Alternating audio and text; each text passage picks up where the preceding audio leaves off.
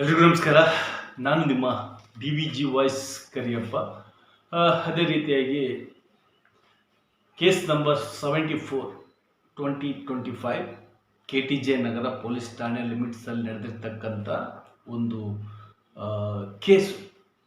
ಯಾಕೆಂತ ಹೇಳಿದರೆ ಆ ಕೇಸ್ ಬಗ್ಗೆ ಸಂಕ್ಷಿಪ್ತವಾಗಿ ನಿಮಗೆ ತಿಳಿಸ್ಬೇಕು. ಯಾಕೆಂದರೆ ನನ್ನ ಮೇಲೆ ಇರ್ತಕ್ಕಂಥ 3 ಕೇಸ್ಗಳು ಯಾವ್ಯಾವ ರೀತಿಯಾಗಿ ಆಗಿದ್ದಾವೆ, ಯಾಕೆ ಈ ಪೊಲೀಸ್ನವರು ನಮ್ಮನ್ನು ಟಾರ್ಗೆಟ್ ಮಾಡ್ತಾ ಇದ್ದಾರೆ, ಆ ಸ್ಥಳಕ್ಕೆ ನಾನು ಹೋಗಿಲ್ಲ ಅಂತ ಹೇಳಿದ್ರು ನನ್ನನ್ನೇ ಯಾಕೆ ಟಾರ್ಗೆಟ್ ಮಾಡ್ತಾ ಇದ್ದಾರೆ, ಇದರ ಬಗ್ಗೆ ನಮಗೆ ಗೊತ್ತಿರ್ತಕ್ಕಂಥ ವಕೀಲರು, ಅಂದರೆ ನಾನು ಪರ ಬರ್ತೀನಿ ಮಾತಾಡ್ತೀನಿ ಅಂತ ಅನ್ನೋ ವಕೀಲರು ಸಮೇತನೂ ಅರ್ಧಕ್ಕೆ ಬಿಟ್ಟು ಹೋಗ್ತಾ ಇದ್ದಾರೆ.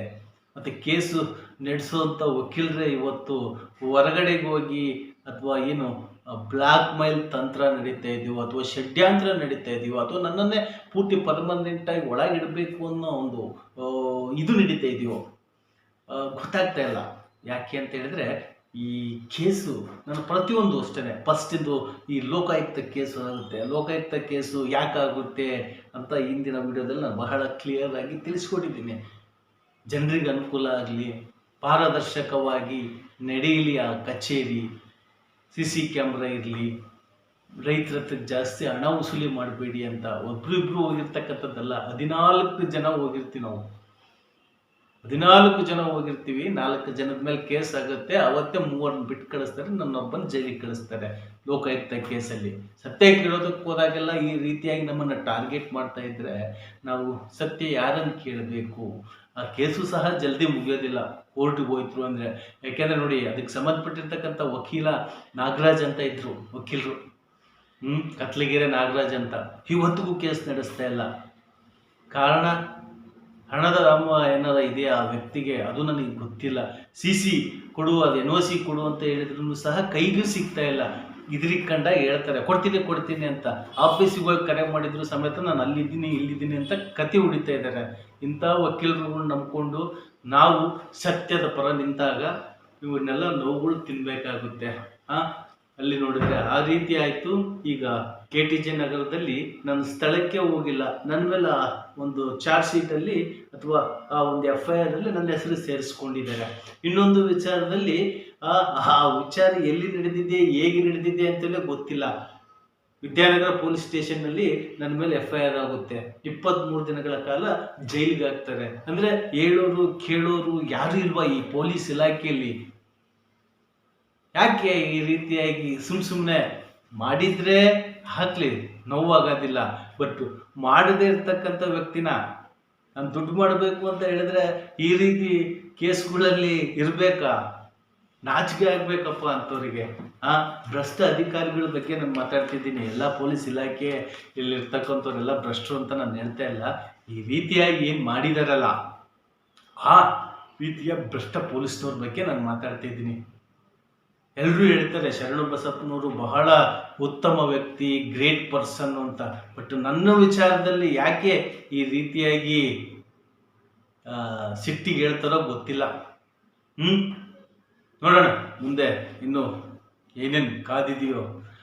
ಬಟ್ ಒಂದಂತೂ ಸತ್ಯ, ಒಂದಲ್ಲ ಒಂದು ದಿವಸ ಎಲ್ಲರೂ ಸಾಯ್ತೀವಿ. ಅದನ್ನು ನಾವು ಮಾಡೋಂಥ ಕೆಲಸ ಮಾತ್ರ ಉಳಿಯುತ್ತೆ ಅಂತ ಹೇಳ್ತಾ ಮತ್ತೆ ನಾನು ಇದನ್ನು ಸ್ಟಾರ್ಟ್ ಮಾಡ್ತಿದ್ದೀನಿ. ಕೇಸ್ ನಂಬರ್ 74/2025 KTJ ನಗರ ಪೊಲೀಸ್ ಲಿಮಿಟ್. ಕೊಟ್ಟಿರ್ತಕ್ಕಂಥವ್ರು ಉಷಾರಾಣಿ ಅಂತ ಹೇಳಿ. ಗಂಡ ಅದೇನೇ ಹೇಳ್ತಾರಲ್ಲ, ಎಲ್ಲೋ ನಡೆದಿರೋದಕ್ಕೆ ಎಲ್ಲೋ ಬಿದ್ದರು ಅಂತ ಹೇಳ್ತಾರಲ್ಲ, ಆ ರೀತಿಯಾಗಿ ಆಗಿದೆ. ಈಗ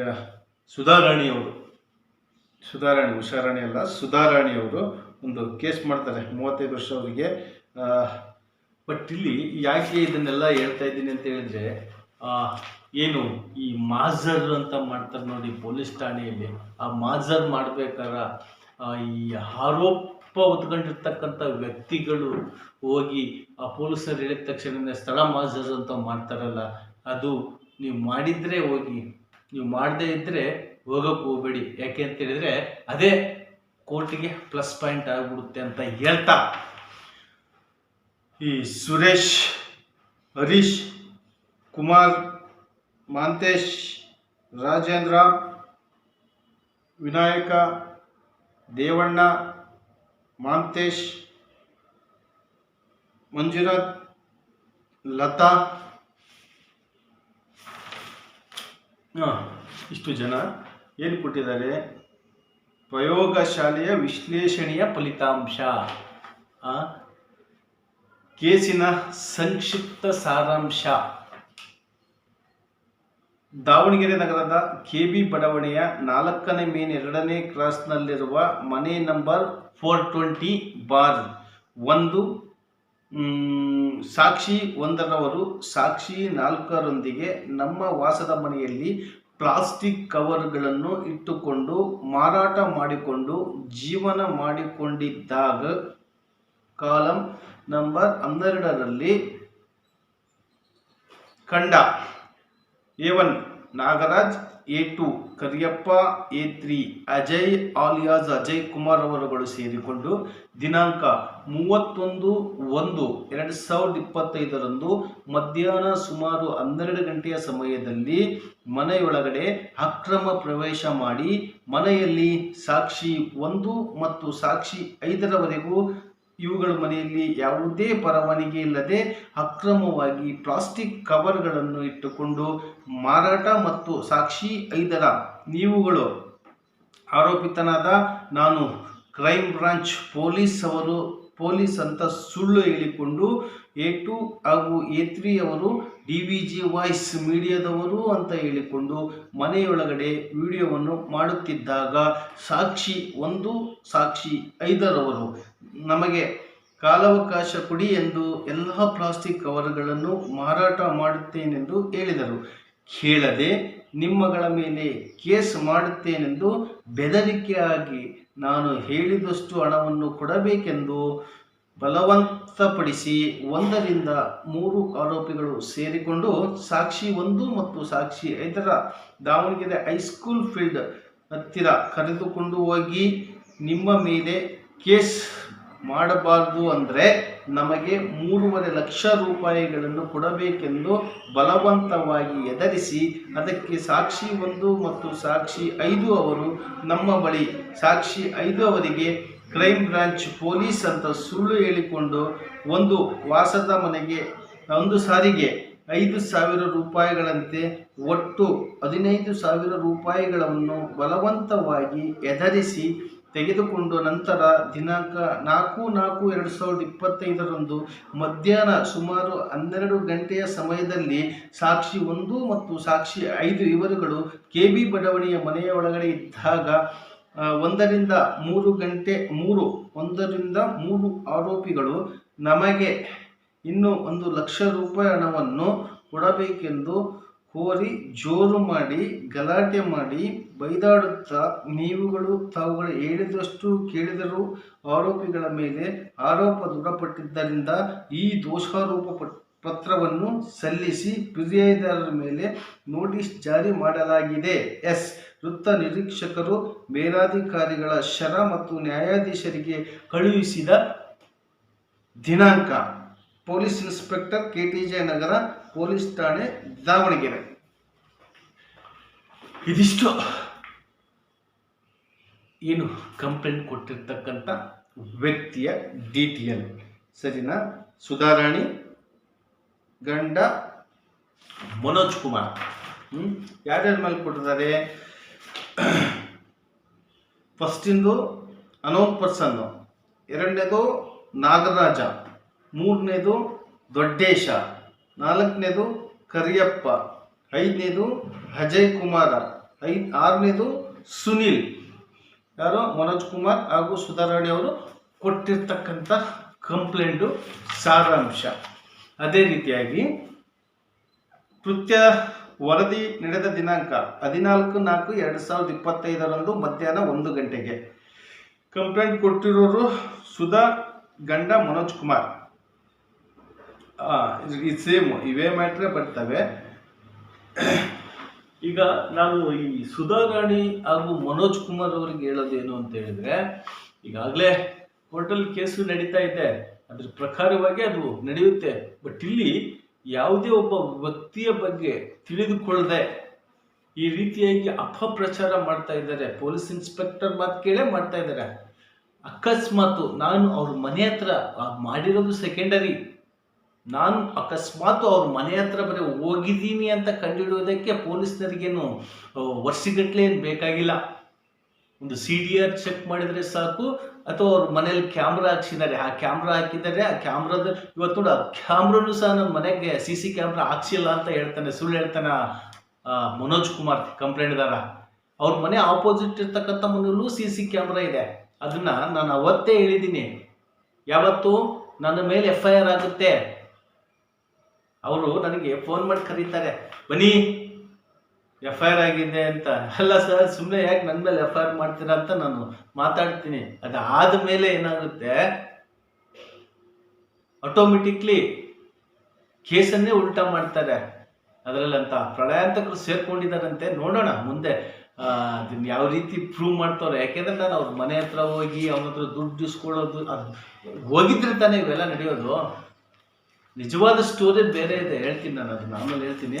ಬಟ್ ಇಲ್ಲಿ ಅದಾಗುತ್ತೆ. ಬಟ್ ಇಲ್ಲಿ ಕಂಪ್ಲೇಂಟ್ದಾರ ಭಾಳ ಚೆನ್ನಾಗಿ ಕೊಟ್ಟಿದ್ದಾನೆ, ನಾಗರಾಜ, ಕ್ರೈಮ್ ಬ್ರಾಂಚ್ ಪೊಲೀಸು, ಇವರು IO ಭಾಳ ಚೆನ್ನಾಗಿ ಬರೆದಿದ್ದಾರೆ. ಬಟ್ ಇಲ್ಲಿ ನಾನು ತಪ್ಪು ಯಾರು ಮಾಡಿದ್ರು ತಪ್ಪೆ, ಎಂಥವ್ನು ಮಾಡಿದ್ರು ತಪ್ಪೆ. ನಾನಿಲ್ಲಿ ನಾನು ತಪ್ಪು ಮಾಡಿಲ್ಲ, ನಾನು ನಾನು ತಪ್ಪು ಮಾಡಿದರೆ ಶಿಕ್ಷೆ ಆಗಲಿ, ತಪ್ಪು ಮಾಡಲಿಲ್ಲದಲ್ಲೇ ನಾನು ಶಿಕ್ಷೆ ಅನುಭವಿಸ್ತಾ ಇದ್ದೀನಲ್ಲ.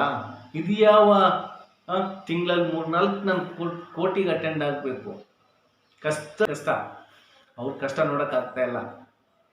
ಜನರು ನನಗೆ ನಂಬಿಕೆಯಿಂದ, ವಿಶ್ವಾಸದಿಂದ ಬಂದು ಹಣ ಕೊಟ್ಟು ಹೋಗ್ತಾರೆ ಕಚೇರಿಗೆ, ಅವ್ರಿಗೆ ಮಾಡೋಂಥ ಸಣ್ಣ ಪುಟ್ಟ ಸಹಾಯದಿಂದ.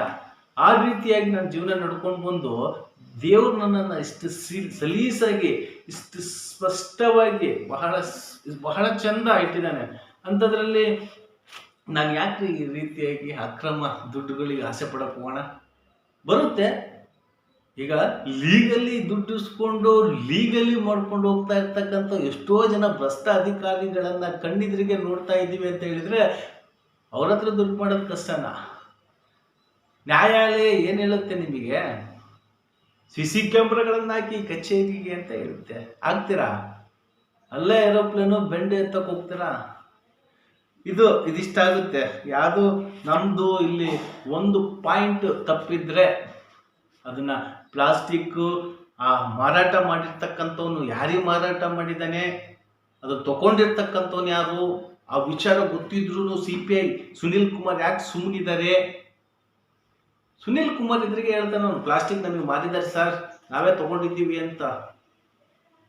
ಇವೆಲ್ಲ CC ಕ್ಯಾಮ್ರಾದಲ್ಲೇ ಇದ್ದಾವೆ. ಬಟ್ ಇಲ್ಲಿ ಹೇಳಲಿಲ್ವಾ, ಕಾಲಾಯ ತಸ್ಮೈ ನಮಃ, ಸತ್ಯ ಯಾವತ್ತಿದ್ರೂ ಗೆಲ್ಲುತ್ತೆ. ಸತ್ಯಕ್ಕೋಸ್ಕರ ನಾವು ಹೋರಾಟಕ್ಕೋಸ್ಕರ ನಿಂತಾಗ ಇಂಥ ವ್ಯಕ್ತಿಗಳಿಗೆಲ್ಲ ನಾವು ತಲೆ ಕೆಡಿಸ್ಕೊಳ್ಳೋ ಮಾತೇ ಇಲ್ಲ. ಅಲ್ಲಿ ಅಜಯ್ ಕುಮಾರ್ ಅಂದರೆ ನಮ್ಮ DVG ವಾಯ್ಸಿನ ಜಿಲ್ಲಾ ವರದಿಗಾರ, ಆ ವರದಿಗಾರ ಅವ್ರ ಮನೆ ಹತ್ರ ಹೋಗ್ತಾರೆ. Real story.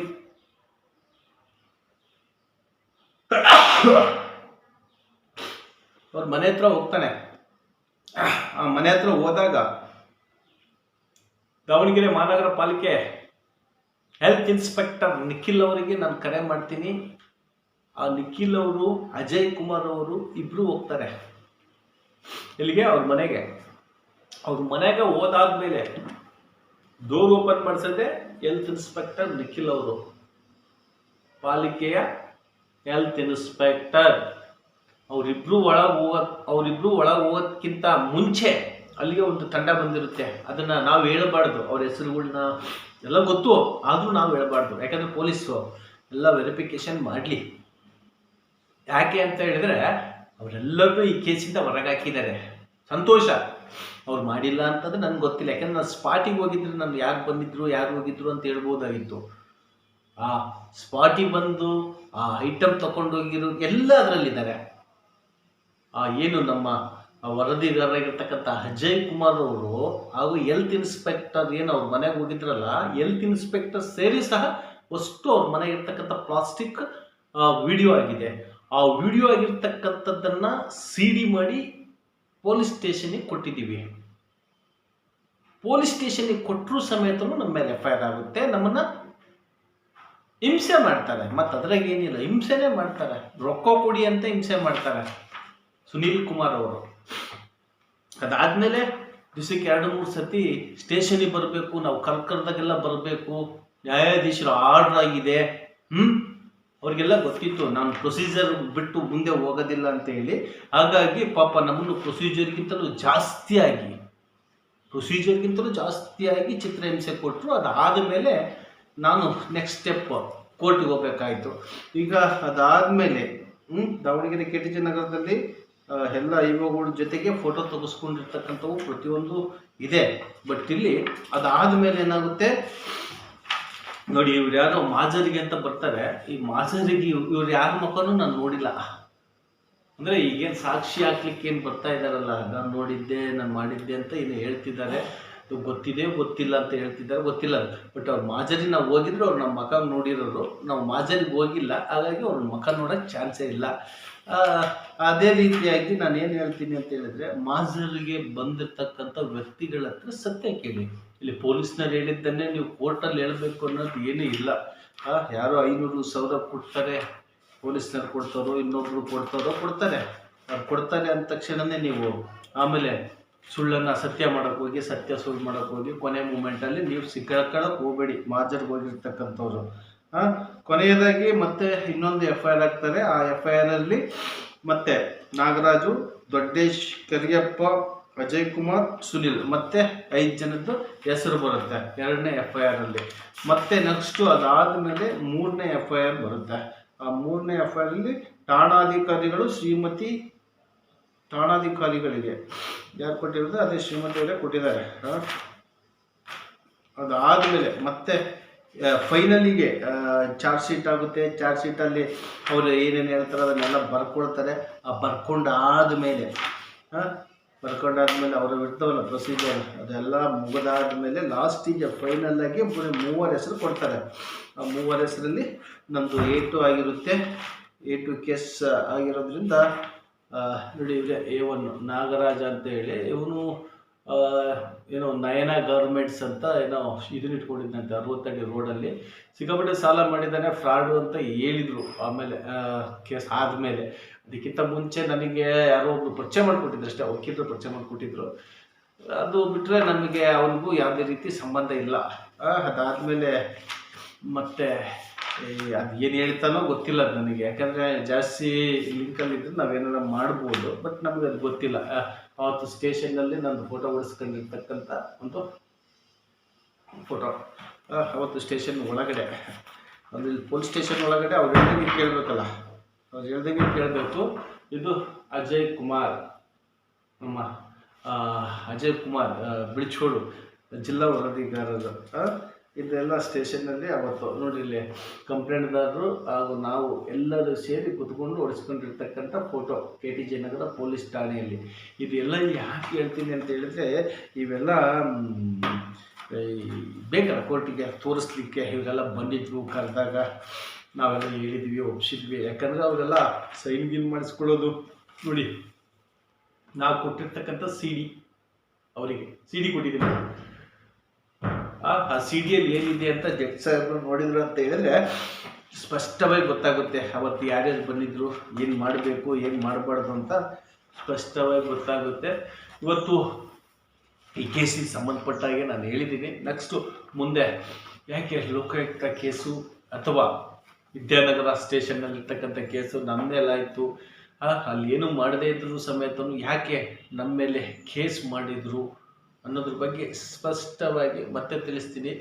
ನೊಂದವರ ಧ್ವನಿಯಾಗಬೇಕು ಅಂತ ನಿಂತ್ಕೊಂಡಿರ್ತಕ್ಕಂಥ DVG ವಾಯ್ಸನ್ನು ಇವತ್ತು ನಮ್ಮನ್ನೇ ನೋವಿನಲ್ಲಿ ನರಳೋ ರೀತಿ ಮಾಡ್ತೀನಿ ಅಂತ ಚಾಲೆಂಜ್ ಮಾಡಿರ್ತಕ್ಕಂಥ ಕೆಲವು ದುಷ್ಟ ಅಧಿಕಾರಿಗಳಿಗೆ ನನ್ನದೊಂದು ಪ್ರಶ್ನೆ.